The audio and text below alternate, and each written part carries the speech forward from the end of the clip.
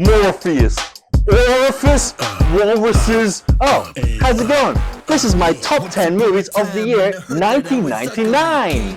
Yay! I've got a friend with me. What's your name? What? No one asked you.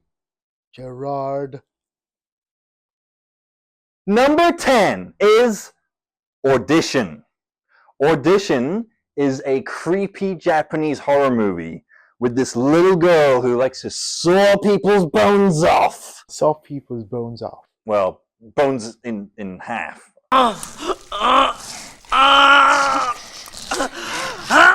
It's at my number 10, but when you see what these movies are going to be of this year, you'll be like, oh, okay. Yeah, number 10. Yeah. There's some good movies coming up, so be warned, okay? Now, it being at number 10 is no detriment to the movie. Of course, every movie on these lists is always going to be worth watching. If you're in the mood for a creepy horror movie, this is definitely one. Not really in the vein of jump scare, Nun, Little Doll, Annabelle, whatever. It's not that type of horror movie. It is similar to other Japanese horror movies like The Ring, Ringu, or what's the other one? It's like other Japanese horror movies. And it's a really good one. In fact, it's actually kind of underrated. I feel like a lot more people have heard of The Ring and fuck! It's so famous! How do you not remember the name of the movie? It's such a famous movie. Ugh. Lord of the Rings. Shut the fuck up! The Grudge. The Grudge. So The Grudge is also originally a Japanese horror movie. This isn't so much in the paranormal side of things. It is more just like murderous and torturous and creepy. Very eerie movie. That is Audition. Number 9 is Office Space. That's right. We're still getting some comedies here and there. Office Space is especially good to anyone that has ever worked in an office. Very relatable humor. I quote it constantly. Many, many great moments. Like, we're always joking that someone at work is just gonna be fired without anyone telling him. Okay, but I could set the building on fire. Jennifer Aniston's in it, which is so random because I think even then, she was a really big star. The main character, not so much, and I don't think I've seen him in anything since then either. Very likable movie. It's not like over the top in any way. It's pretty tame, but it's enjoyable. Number 8 is Bleeder. Bleeder is another Nicholas Winding Refn movie. It's actually a movie about Nicholas Winding Refn. So Nicholas Winding Refn wanted to make a movie about himself, his relationship, how he met his wife. She ends up being his wife. But he cast a very cool actor as himself, Mads Mikkelsen. Now, Mads isn't just cool. He's also a very good actor. So instead of playing it cool, he's acting a bit dorky and a bit awkward. And, he meets this girl. It's a nice little love story. But at the same time, there's this really messed up, like, crime thing going on.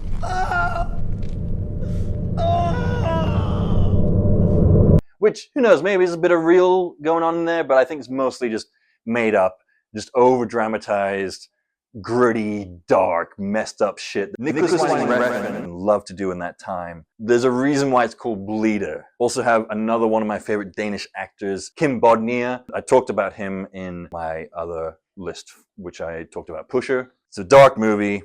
Highly recommend. It's more feel-good than probably some of his other movies, though. So I really do like Bleeder. Number 7 is an all-time classic, and that is American Beauty. You've probably even seen American Beauty, right? No. Kevin Spacey is the main character.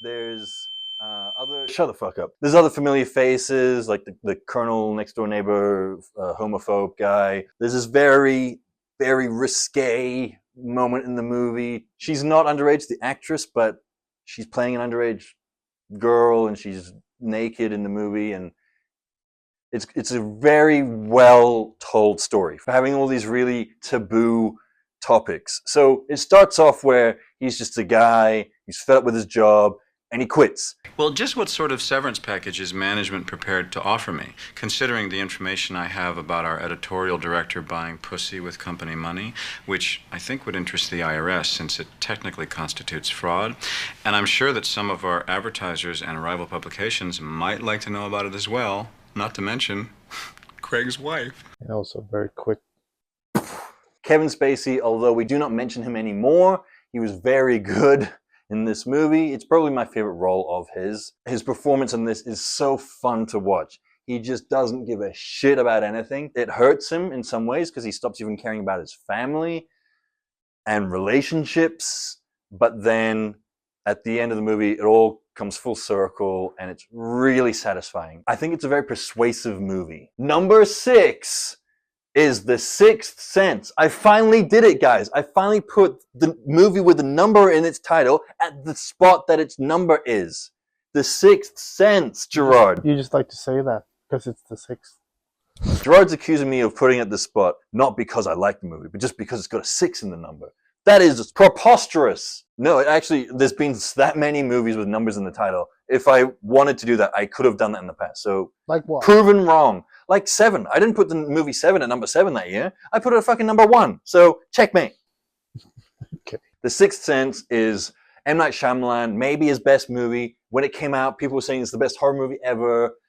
And to this day, it holds up. It is awesome. If you don't know the twist, just watch it, okay?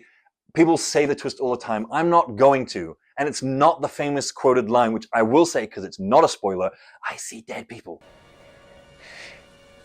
I see dead people. That's not the twist, okay? Almost everyone who's never seen it thinks that's the twist. Guess what? That's not the twist. Watch the movie now, you motherfuckers! Number 5. It's kind of shocking that I put this high. What I love about this one is how they made it and how well it performed. And that is the Blair Witch. Made for almost no money. It's just some young adults in a forest. I know Rich Evans hates movies filmed in the forest. You know Rich Evans. Oh my god! But they did it so well. It's a horror movie, found footage. Not the first. It had been done a few times before, but it was just so well executed that a lot of people thought that it was a real documentary or based on a real documentary. I saw it in like 2007, so it had already been out a long time by the time I had seen it. So there's all this lore, like all the kids at school, everyone's talking about it. It was notorious. Now, when I finally got to watch it, I was probably too young, as always with horror movies, and it scared the shit out of me. Now, it wasn't just jump scares. In fact, I don't think there's any jump scares in the movie. It's more just this looming presence all throughout the movie. You just feel like there's something evil following them.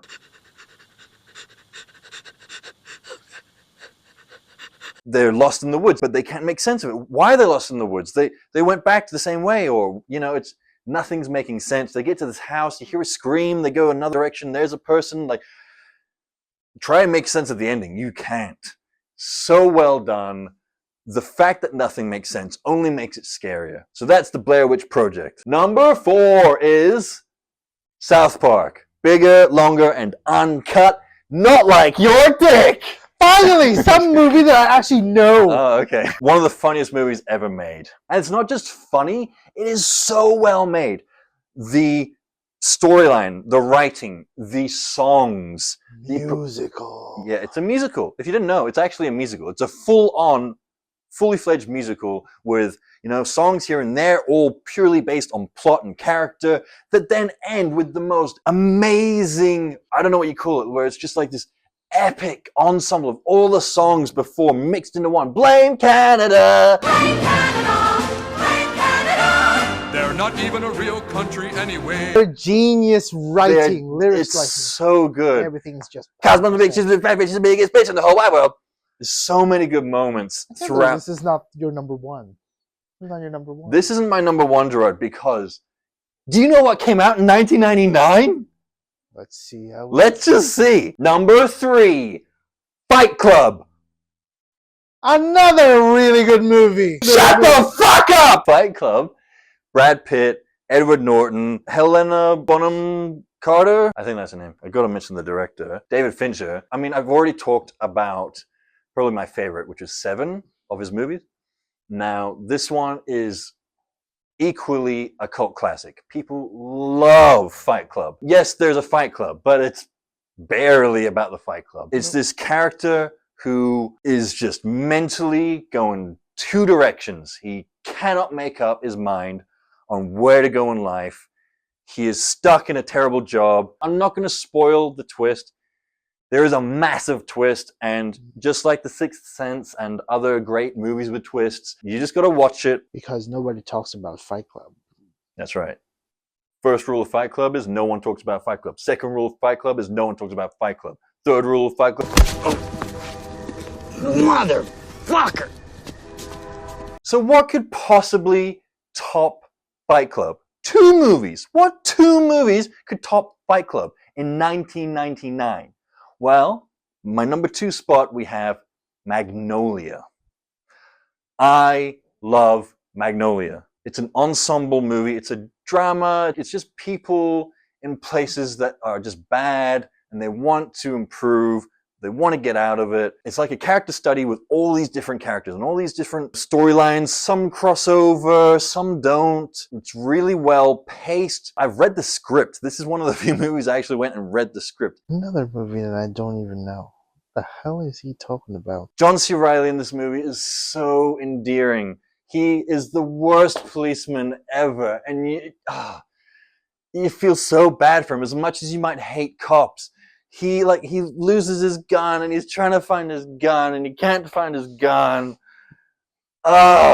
He's great. Tom Cruise is just the best he's ever been in this. I know he's really good at stunts and running, but have you seen him in Magnolia? Maybe. If you haven't, you should. Look at this scene of him crying. God damn it, you fucking asshole. Oh God, you fucking asshole, don't go away, you fucking asshole, don't go away, you fucking asshole. Philip Seymour Hoffman's in it. If you don't know already, I'm a massive fan of Philip Seymour Hoffman. There are many other excellent actors, famous people in this movie as either like a cameo or a main character. But the all-time favorite character of mine in this movie is William H. Macy's character, who is a drunk and a loser. And, he's middle-aged. And he's out of time. He's out of luck. Everything for him is gone. Like, he's at rock bottom. He's in this bar and he's drunk and he sees the bartender is some hunky dude with braces. He's fallen in love with this dude and he wants to get braces because the bartender has braces. I don't even think there's anything wrong with William H. Macy's teeth in the movie.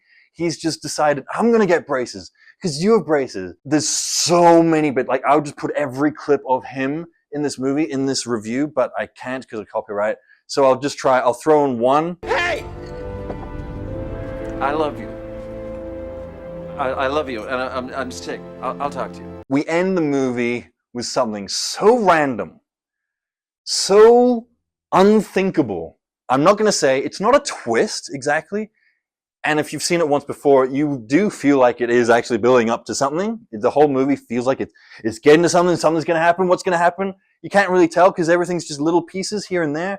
And then this event happens in the movie, and it ties everything together thematically. Definitely not necessarily realistically. The impact of it is so well done. Like, as wacky as it is, and I know I'm being cryptic because a lot of people here haven't seen that movie. When you get to the end, you'll know what I'm talking about. It's really well done. And it's just beating the shit out of William H. Macy. Again, it's not an action film. It's not a horror. It's not gory. It's not even that funny. Like, there's some funny moments for sure. It's just so...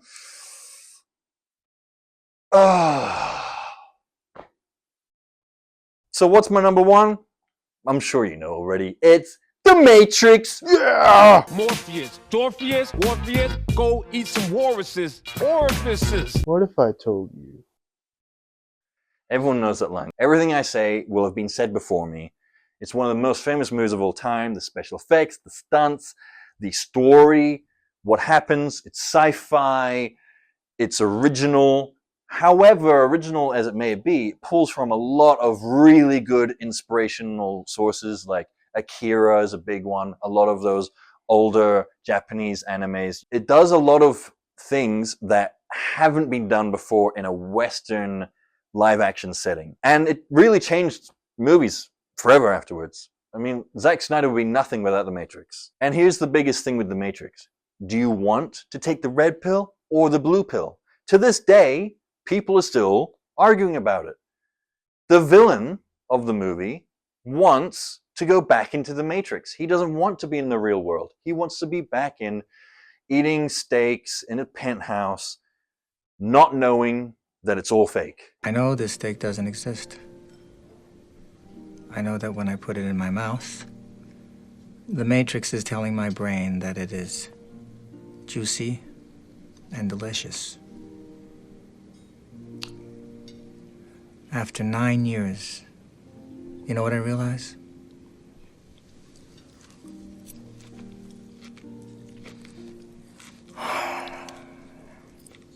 Ignorance is bliss. Is it all fake? Are we in the Matrix right now? Oh, that's time up. Thanks, guys. Thanks for coming. Thank you. That'll be it for 1999. Party like it's 1999, baby! Woo!